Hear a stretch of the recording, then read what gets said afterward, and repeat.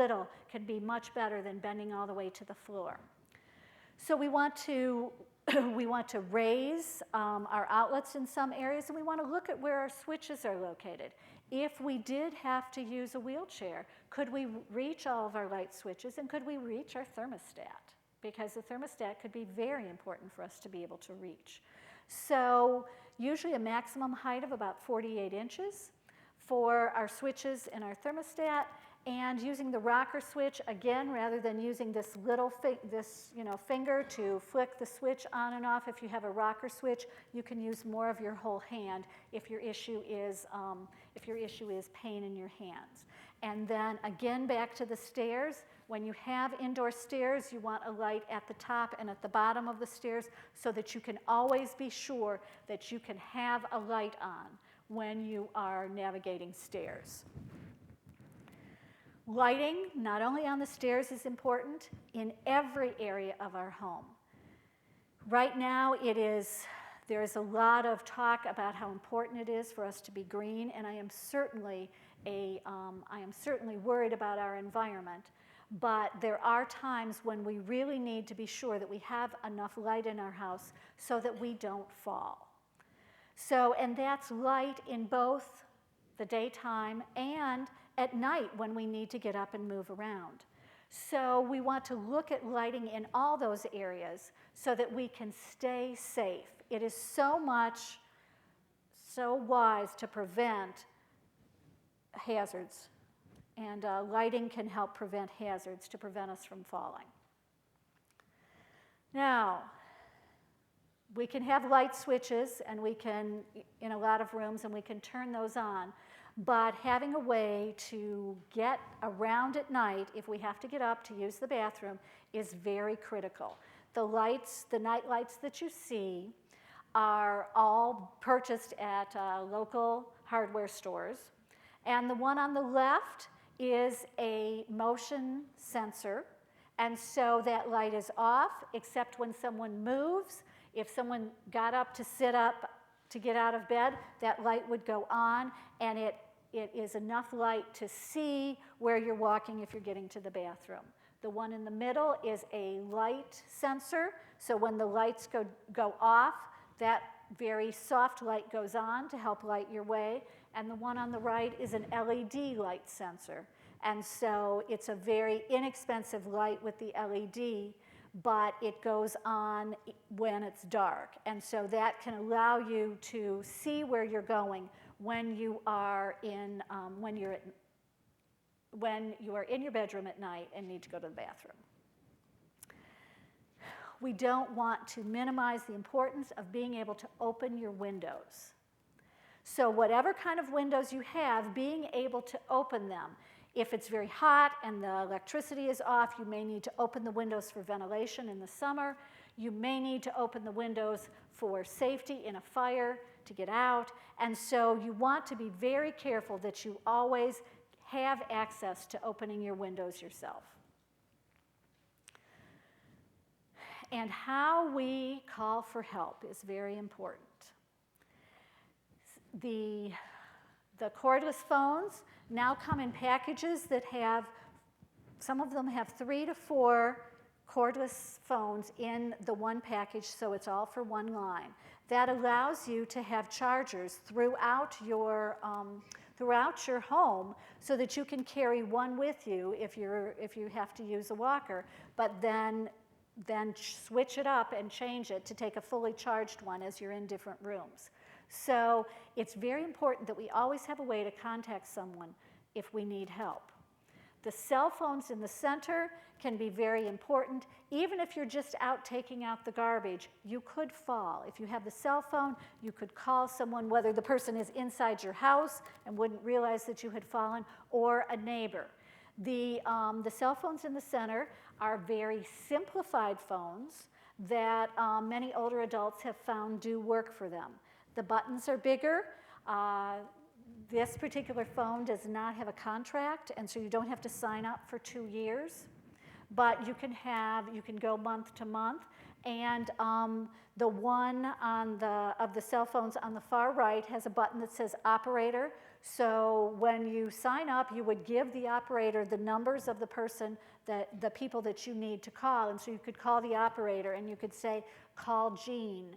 And the operator would know with this number who Jean is and would place that call for someone who is having difficulty with managing a cell phone. And then, of course, the devices on the right are the life alerts or the med alerts or those systems that you wear right on you, so you could, if you fell, you could push the button on your wrist or on your necklace.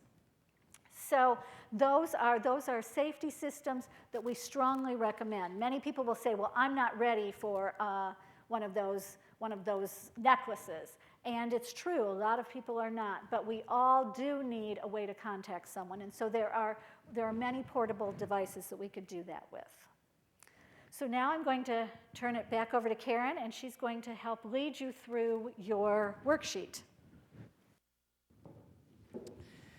Okay, I realize a lot of you already filled out your worksheets earlier. We are just going to take a quick look at the worksheet.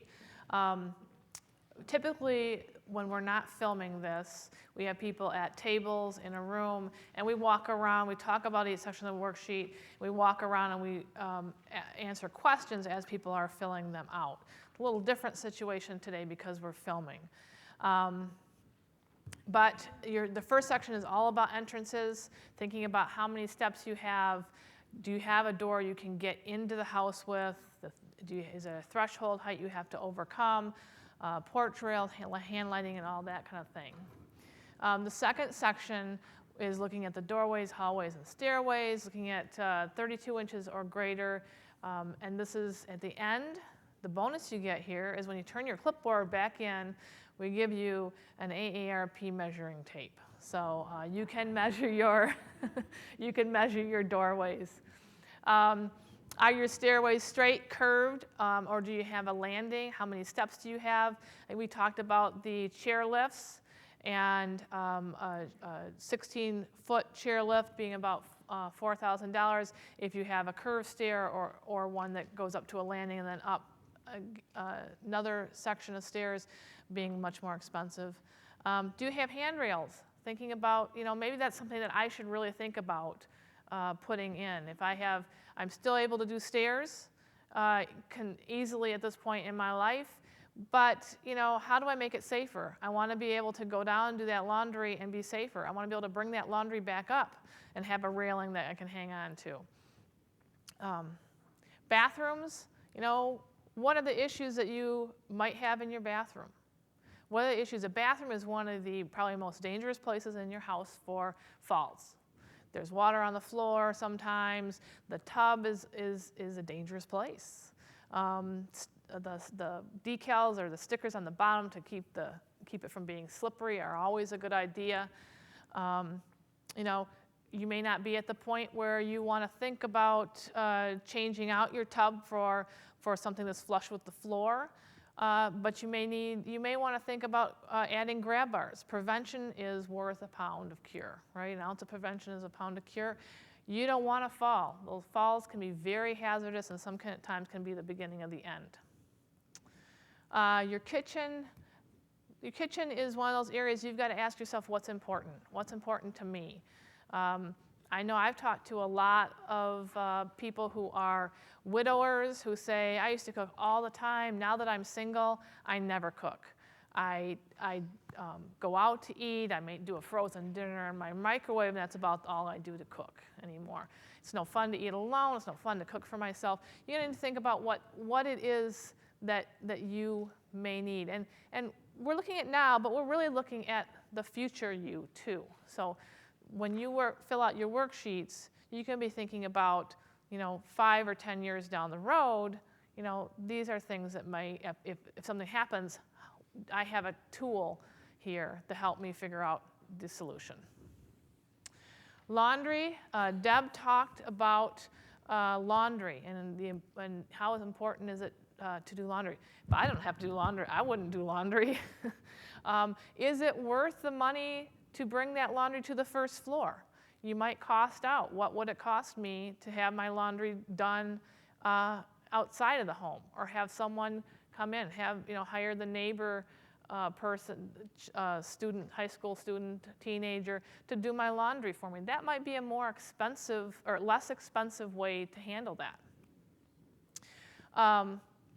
Leisure activities is so important to continue to doing the things that we want to do. So addressing that, as Deb talked about earlier, and to keep doing those. And then your outlets and switches, this isn't something you necessarily have to do today, but if you're doing a remodel or if you have issues with bending and you find that it's really difficult to get out the vacuum cleaner anymore because just the thought of having to bend down to plug that in becomes an issue, you might think about moving those up. It's not a terribly expensive thing to do. And then lighting and safety. Lighting will help not fall, will help you prevent falls. The other thing that we didn't touch on that I'm going to touch on now are the throw rugs in our homes. They can be very dangerous for people of all ages. They become more dangerous as we age because when you have a fall when you age, you tend to break things. And I'm sure that a lot of you don't want to fall, you don't want to break things because sometimes that leads to the limitations to having to do the things that we've been talking about today. And windows, I don't know, a lot of us have air conditioning in the summer and heat in the wintertime. We never bother to open our windows. You might go home and see if you can open your windows easily so that you can get out if you need to get out, or open the window to get ventilation in your home if your air conditioning goes out and it's 100 degrees. So, and the emergency communication, I think Deb covered that pretty well. So we'll skip over that one. Now, this is the home we had on the screen when you first came in. And this is a quad level home. It's actually here in the area, so I know this home pretty well. What would we need to do to stay in this home, to overcome the things that we've talked about, to get into that house, okay? So this home has 2 steps up to the porch and then 1 step from the porch into the home. You could landscape this home. You have plenty of front yard space. You could landscape this home to create a 0 step. This home does have a wide enough front door if you put on the swing clear hinges to get a wheelchair in that front door.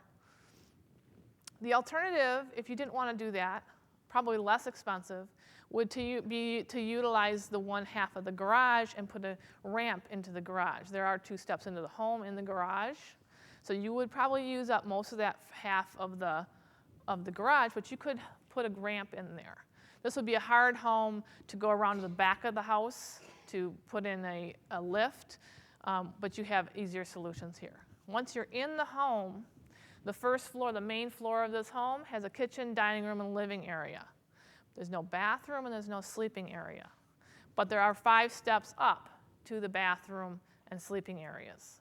So a 5-step up chairlift is going to be, we know it's going to be $4,000 or less, probably less because it's not as far. You could put that up there. Are the doors wide enough? Probably not for a wheelchair, but most doors are probably not load-bearing on load-bearing walls. So you can, with some expense, open those doors up to wider doors. Can you get into the bathroom? Can you maneuver in the bathroom? In this home, you could put in one of those prefab showers so that you had it flush with the floor and you could maneuver in with a wheelchair to be able to bathe and to toilet. You could change the vanity or move it to a pedestal sink in order to get a wheelchair underneath that if need be. So you would have 1 full bath easily that wouldn't be that big of an expense to change. The one thing you're missing at this point now is laundry, which is on one of the lower levels. And the question with that is, where do you put that? You could put that in one of the bedroom closets on the upper floor, because you have 3 bedrooms in this home. There is a linen closet. You could potentially put that washer and dryer stackable in.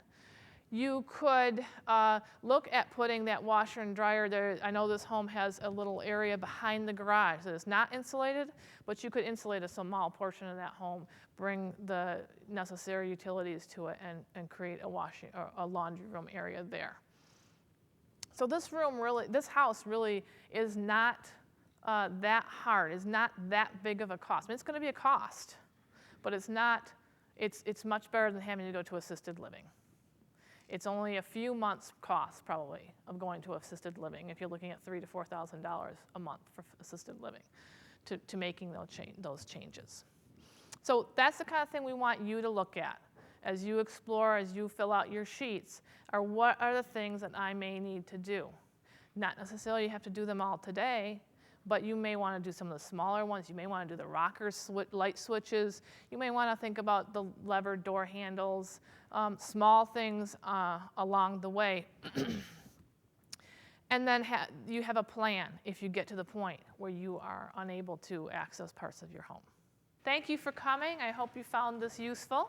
And we welcome your feedback. Yep. And we encourage you to take your HomeFit worksheet that's in your red folder home and complete it, and to start thinking about things that you may need to do. And turn in those clipboards so you can get your tape measures. Yes.